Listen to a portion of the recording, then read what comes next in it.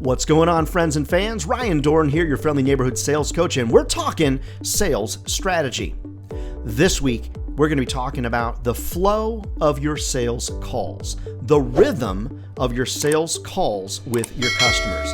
Now, I'm super fortunate to have the opportunity to coach 70, 80 some odd salespeople a month, teams that are big, teams that are small, teams that are in between. And what I notice is those sales teams, those sales people that are exceedingly successful, they've got great flow, they've got great rhythm. So think about it. If you happen to be on a rowing team or you happen to be even paddling in a canoe with just one other person, if you're in rhythm, you tend to go further faster. On a rowing team, if you're all rowing at different paces, you're not going to go forward fast. As a matter of fact, maintaining a straight line is going to be pretty hard. Now, one of the things that you need to fight against, one of the things you need to work against, well, every customer's different, every conversation's different. Okay, stop. These are the excuses that you tell yourself that stop you from being ultimately successful. Pretty much every sales call needs to flow in a way and have a rhythm that makes sense.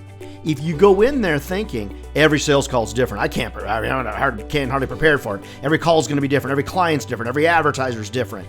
You're going to get stymied, and your success will always be less. All right, so let me share with you kind of the way the formatting works for me. It's very straightforward and it's very, very simple. There's three main steps. The first is I always start out with success stories. The top of every sales call, the top of every email that I send is always talking about the customers that I love, the customers we've been able to help. And if you've got case studies and success stories, make them emotional now, not all fact and stat driven. That's where I want to start. First thing out of the gate, prime that conversation for success by talking about how you've helped other businesses, people, companies be successful. The second thing is, as you've heard me talk about before, I never go to a meeting just to gather information, to leave the meeting to create a proposal. You are a leader. You are a guide. You are an advisor. Nobody knows your business better than you. So very rarely do I need to leave a meeting to create a proposal to go back to a person. Now, I might need to tweak on what I bring, but I'm always going to bring ideas ready to go. It is my differentiating factor. I even go so far as to say, I've come with some ideas for you. I've come with some pricing for you. I'd love to ask you some questions to see if what I brought is in alignment. But it's a differentiating factor. If you work with me, I'm ready to go. I know what you need to do to be successful. Now, I may not know all your nuances. I might not know exactly what your goals and desires are, but I refuse to show up with nothing. See, I don't mind a fight about this online, and maybe we can down in the comments below or whatever it is. These folks that say you should show up with nothing, show up just to ask questions. I think we're better than that, and I think buyers demand so much more than that. So success stories, I always show up with ideas. And the third thing is I'm always doing a 1 to 10 close. And the reason I'm doing a 1 to 10 close, well, let me tell you what it sounds like. It kind of sounds like this. It would be, Bonnie, great conversation today. Thank you so much for having this conversation with me. On a scale of 1 to 10, like 1, you're absolutely not interested. And 10, you're ready to give me your credit card today. Kind of where are you at? Now, she might say, I'm a 5.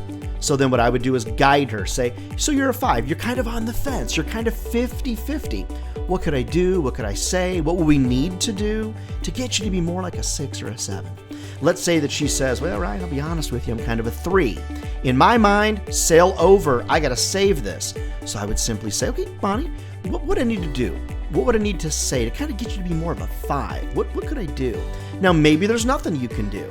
But if you don't ask a 1 to 10 question, if you don't test the waters, you could say, what would stop you from buying from us today? You could do that, but then it uses the word stop, and that's why I don't like that advice that people give on a very regular basis online, by the way. What would stop you from doing a decision with us today? What do you mean stop? Why do you want to stop the conversation? Flat out, it's just bad advice, and you know who you are that's giving that advice. Quit giving it. When you think about it, friends, the 1 to 10 close is super, super easy. It allows us to gauge the water, test the waters, and see where somebody's at. See, a lot of times the reason, friends, that you get ghosted, it doesn't happen a lot to me, but that a lot of you get ghosted is because you don't do a litmus test. You don't do a 1 to 10 close. You don't test the waters to see how that person feels. So you're leaving the meeting to create a proposal or whatever. You're leaving the meeting and you're like, man, I thought that went well, but you don't know if it went well because polite people that you meet with are usually not going to be honest with you. The politest people out there are not going to say, you know what, Ryan, I'm a 1, not interested. Instead, they'll say, Ryan, it was a good meeting. Thank you so much. Put a proposal together, give us some ideas, and, we'll run it up the flagpole and kind of see, what happens with it. They're about to ghost you because you didn't know where they are. Were they cold? Were they hot? Were they warm? Kind of where were they at? So the 3 main things I want you to consider doing: load that conversation with success stories. Prime that pump for success. The second is stop this whole idea of I can't create a proposal until I know what the customer needs. Come on. You know your industry. You know your pricing. You know what others have done to be successful. Come with something. And if it's not right, throw it out, tweak on it, but don't come with nothing. You're better than that. And the third thing is 1 to 10. Test the waters. Because a lot of times you're getting ghosted because they were cold, you thought they were warm or they were hot, and they actually weren't. Friends, great rhythm, great flow equals great strategy. If you want to get further, faster, have a good strategy for each and every sales call. Friends, we could talk about this for 2 hours. I could come to your office and we could spend all day on doing nothing but creating the 10 steps or the roadmap that you should follow. And by the way, love to do that if you'd like to have me in. But those 3 main components should help change your sales flow and help you close more deals. Never forget, friends, if sales was easy, everybody would be doing it. And they're not. We're not crazy. Maybe we're a little crazy, but we're not crazy, friends. This is a great career. It'll feed your family for a lifetime. Hey, head over to RyanDohrn.com, listen to the podcast, watch the videos. Love to come and motivate your sales team. Love to come in and speak at your national sales conference. Reach out to me. The website is RyanDohrn.com. We'll see you next week.